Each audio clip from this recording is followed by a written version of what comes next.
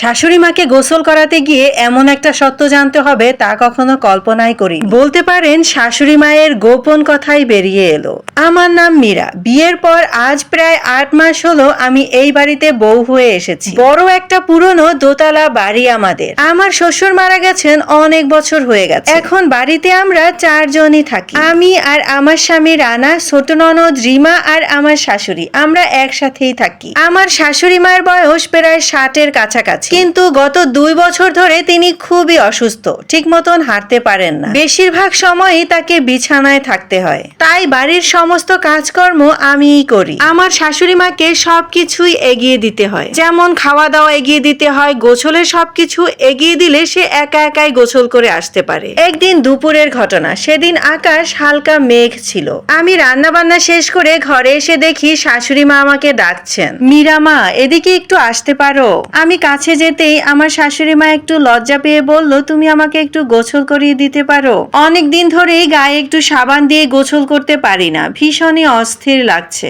আমি একটু হেসে দিয়েই বললাম, এই তো মা, সমস্যা কি, চলেন আমি আজকে আপনাকে ভালো করে গোসল করিয়ে দিব। তার রুমের ভেতরেই বাথরুম, তো সেখানেই নিয়ে গেলাম গোসল করানোর জন্য। আমার শাশুড়ি মা অনেক দুর্বল, হাঁটতে অনেক কষ্ট হয় তার। তারপর ধীরে ধীরে তার মাথায় পানি ঢেলে হাত পা সমস্ত কিছু পরিষ্কার করে যখনই তার শরীরটা পরিষ্কার করে দিব, ঠিক তখনই আমার চোখ আটকে গেল একটা জায়গায়। তার পিঠের নিচের দিকে একটা অদ্ভুত দাগ। দাগটা সাধারণ দাগ নয়, যেন পুরনো পোড়া দাগের মতো। আমি একটু অবাকই হলাম। খুব সাধারণ ভাবেই শাশুড়ি মাকে জিজ্ঞেস করলাম, মা আপনার পিঠে এই অদ্ভুত দাগটা কিসের? আমার দেখেই তো ভীষণ ভয় লাগছে। প্রশ্নটা শুনেই আমার শাশুড়ি মা কেমন যেন চুপ হয়ে গেলেন। আমি স্পষ্ট বুঝতে পারছি তার শরীরটা কাঁপছে। কিছুক্ষণ তিনি কোনো কথাই বললেন না। আমি ভাবলাম হয়তো পুরনো কোনো দুর্ঘটনা হবে। আমি আবার বললাম, মা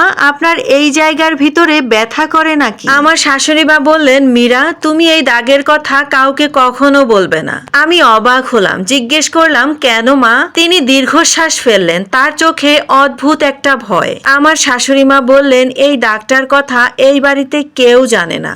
আমি অবাক হয়ে বললাম, কি বলছেন মা, কেউ জানে না মানে? আমার শাশুড়ি মা মাথা নিচু করে বললেন, যদি এই বাড়ির কেউ জানে তাহলে ঝড় উঠবে।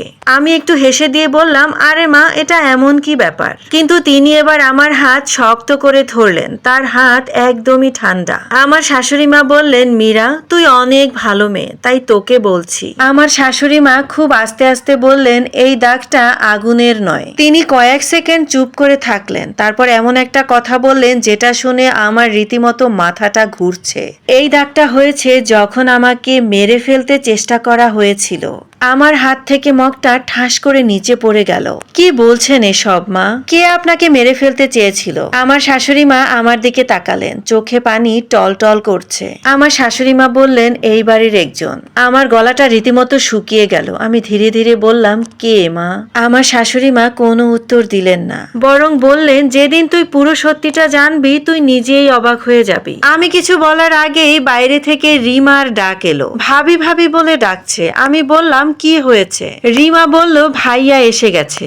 আমার শাশুড়ি ফিসফিস করে বললেন, আজ যেটা শুনলি কখনোই কাউকে বলবি না। তারপর আমার শাশুড়ি মা আরো নিচু গলায় বললেন, যার কথা বলবো সে এখন এই বাড়িতেই আছে। আমার বুকটা পুরো ধরফর করে উঠল, কারণ সেই লোকটা যদি আমার স্বামী হয় বা আমার ননদ হয়, কি করব আমি তখন?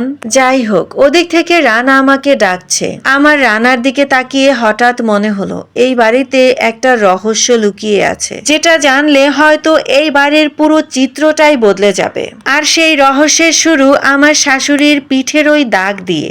ওই দিন সন্ধ্যার পর থেকে আমার মনটা ভীষণ খারাপ। শাশুড়ির বলা কথাগুলো আমার মাথায় সারাক্ষণ ঘুরপাক খাচ্ছে। শাশুড়িকে মারার চেষ্টা এই বাড়িতে কেউ করেছে, সেটা কে? এটা ভাবতেই তো আমার শরীর ঠান্ডা হয়ে যায়। রাতে সবাই একসাথে খাবার খেলাম। আমার স্বামী রানার খুব স্বাভাবিক আচরণ। আমার স্বামী অফিস থেকে ফিরে সবার সাথে একটু গল্প গুজব না করতে পারলে তার একদমই ভালো লাগে না। তো সেই আড্ডাই হচ্ছিল এখন। প্রতিদিনের মতোই গল্প করছিলাম সবাই। আমার শাশুড়ি মা চুপচাপ বসে আছে। আমি বারবারই লুকিয়ে লুকিয়ে শাশুড়ি মার দিকে তাকাচ্ছিলাম, কিন্তু তিনি যেন আমার চোখ এড়িয়েই যাচ্ছিলেন। মনে হচ্ছিল যেন তিনি চাইছেন না কেউ বুঝতে পারুক যে আমাদের মধ্যে কোনো গোপন কথা হয়েছে। গল্প শেষ করে আমি রান্নাঘর গোছাচ্ছিলাম, আর ওদিকে আমার ননদ রিমা পড়তে চলে গেছে, আর রানা বারান্দায় বসে মোবাইল দেখছিল। ঠিক তখনই শাশুড়ি মার ঘর থেকে আস্তে একটা ডাক এলো, মীরা মা। আমি চমকে তাকালাম, তার ঘরের দরজা আধ খোলা। আমি ঘরের ভিতরে ঢুকলাম। শাশুড়ি বিছানায় বসেছিলেন। আমাকে দেখেই তিনি হাত দিয়ে ইশারা করলেন, দরজাটা বন্ধ কর। আমার বুকটা আবার কেঁপে উঠল। আমি দরজাটা বন্ধ করে শাশুড়ি মার পাশে গিয়ে বসলাম। জিজ্ঞেস করলাম, কি হয়েছে মা? শাশুড়ি মা বললেন, আজ তোকে একটা জিনিস দেখাবো।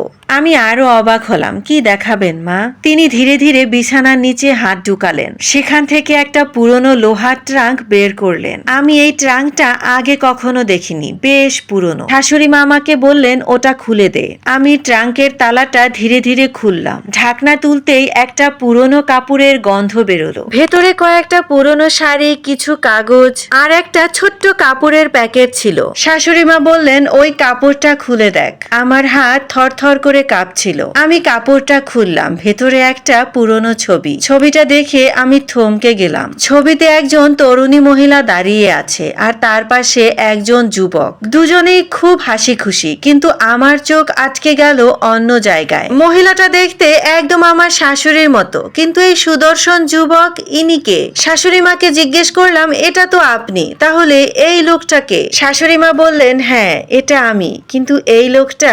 উনি কিছুক্ষণ থম মেরে রইলেন, তারপর বললেন, এটা আমার প্রথম স্বামী। আমার মাথাটা যেন ঝিমঝিম করছিল, কারণ আমরা সবাই জানি আমার শাশুড়ির স্বামী মানে রানার বাবা অনেক বছর আগে মারা গেছেন। আমি তোতলাতে লাগলাম, মানে? তিনি চোখ নামিয়ে বললেন, রানার বাবা আমার দ্বিতীয় স্বামী। আমি বললাম, কিন্তু এটা তো কেউ জানে না। আমার শাশুড়ি মা তিক্ত হেসে বললেন,